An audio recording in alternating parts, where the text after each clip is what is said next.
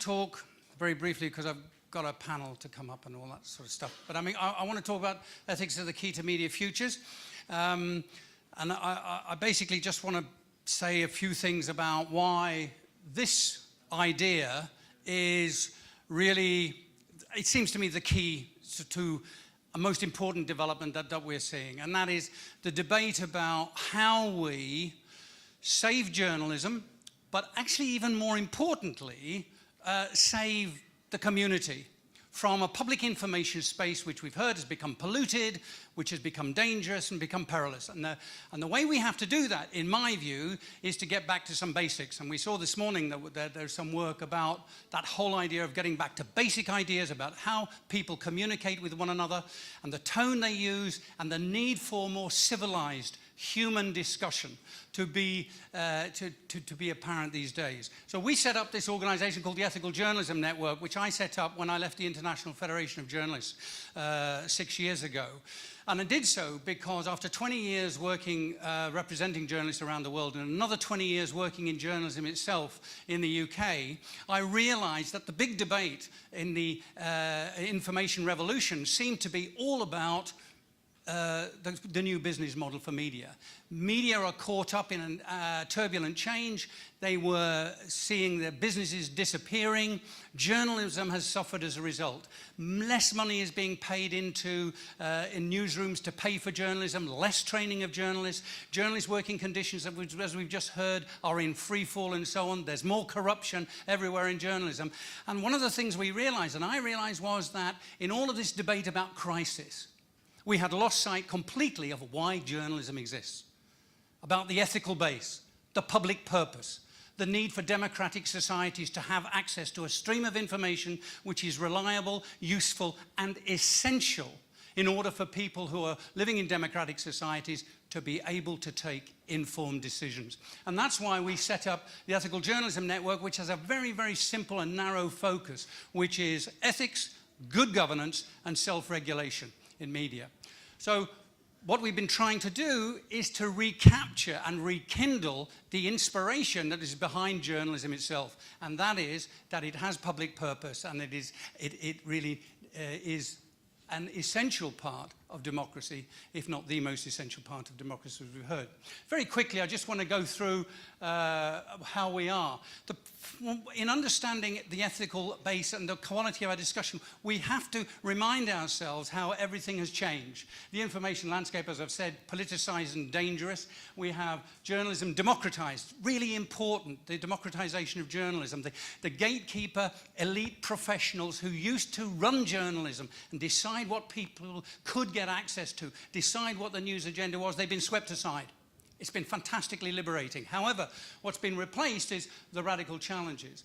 Can journalism confront the threats that we've got? This is a real sort of problem, and we've heard a little bit about it. Journalism under attack, under pressure in newsrooms from three key areas. One is the state. The state and political centers of power have not only not lost their grip on the notion that they should be controlling journalism, they've actually tried to strengthen it. The second thing is the problem of corporate power. And it's not just the familiar corporate power from advertisers and owners and so on. We see new technology companies which are enormously rich and enormously powerful, who have drained journalism of the vital resources that they need to operate in. And these companies, who are rich beyond any imagining, are actually responsible for the organized and structural decline in quality of public debate and public discourse. The issues we've talked about, hate speech, fake news, the deterioration in the quality of discourse, all of it is permissible and allowable through these new corporate powers. This is the Google, Facebook, Twitter business model that we have to deal with. And then the citizen's voice, the fact that actually citizens themselves now are part of the journalistic process. They generate news, they lead news through social networks, they distribute news. So these are the challenges. Governments and corporations in control, technology and propaganda beyond scrutiny and regulation, flawed culture of communication, interest and fact-free, diminishing respect for pluralism and democracy. You've heard all about that this afternoon already. All of that is absolutely critical to understanding the problem. And here is a political challenge. Of course we know about, you can never actually have a talk about anything regarding ethics and politics and media and so on without having the Donald on the screen. It's an absolutely essential part of it. But the point about it is that this is no laughing matter, this is no joke. This man is actually one of the most powerful people in the world, and he's a leader of an autocratic movement in politics, which we see here in the Western Balkans, and we see also in Europe, which is diminishing the capacity of people to get access to reliable and useful information. Fake news, the deliberate fabrication of information with the intention to deceive. It's not journalism, and journalists aren't responsible for it. It's really important to understand where it comes from, and so on. The digital challenge, a business model that ignores publisher responsibilities, an audience that lacks interest in other points of view, echo chambers and confirmation bias, online bias and targeted political propaganda which we know helped the Russians interfere in the American elections. We know actually had some influence on the Brexit referendum in the United Kingdom. We saw in the French election recently, in the German election, attempts to undermine the process and so on. Bots and robotic methods of getting information, targeting people and getting them to be redirected to fake news sites is not some political conspiracy. It's the use of technology which is encouraged and made available in the open market. The reality of it is the new business model for the consumption of public information has radically changed, and it no longer has a sense of social responsibility. That's why we have a threat to democracy from the decline in public access to pluralism of information. And in understanding why we want ethics to be important, journalists have to understand, and the public has to understand, exactly why journalism is different. Journalism isn't just another stream of information which we can get access to. Journalism has public purpose. Journalism is other regarding. It's really important to bear this in mind. It is constrained expression. It works in a framework of values. It is other regarding.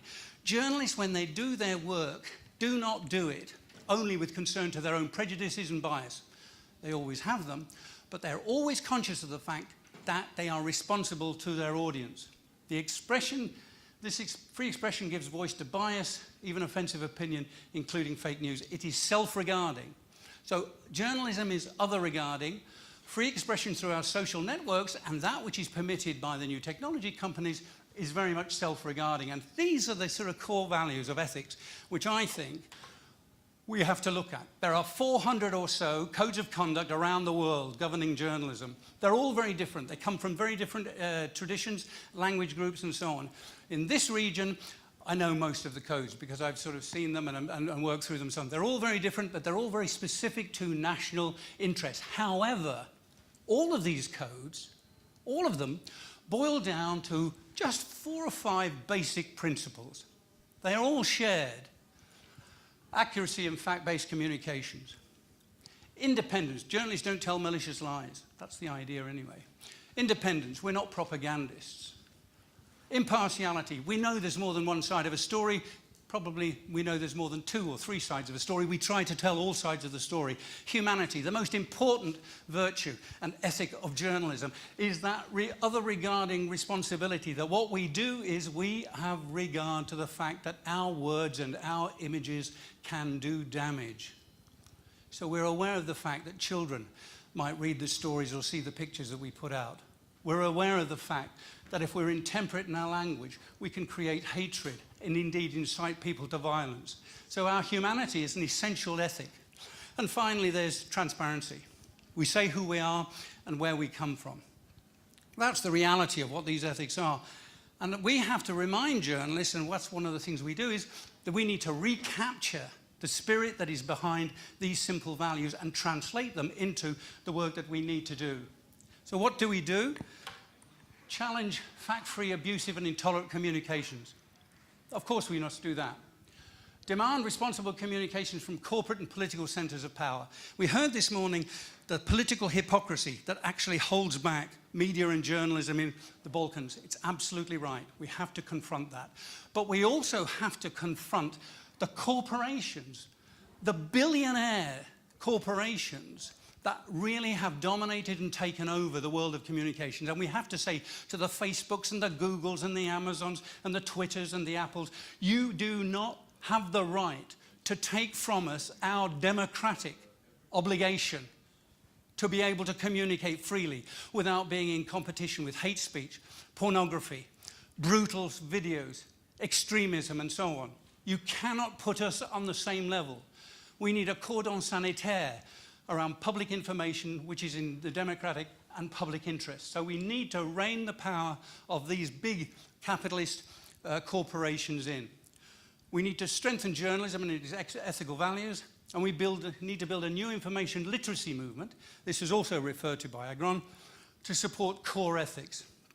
Of course, you can't transport the ethics of journalism into the public information space. That would be ridiculous. Impartiality and independence are journalistic values. They're not the values of people generally. So we need to limit that, but there are three things in the journalist and journalism canon which can be transported and should be the basis of public policy. Facts.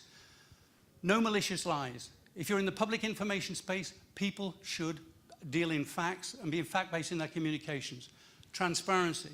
In the public information space, say who you are. And thirdly, of course, humanity. No incitement to violence. No incitement to hatred. No incitement to do damage. This seems to us to be in the public sphere the need for a new policy. And that's why journalism ethics are not only important to journalists, but they can be the base for an inspiration for a new public policy which could bring ethics into our forms of public communications generally. Thanks very much.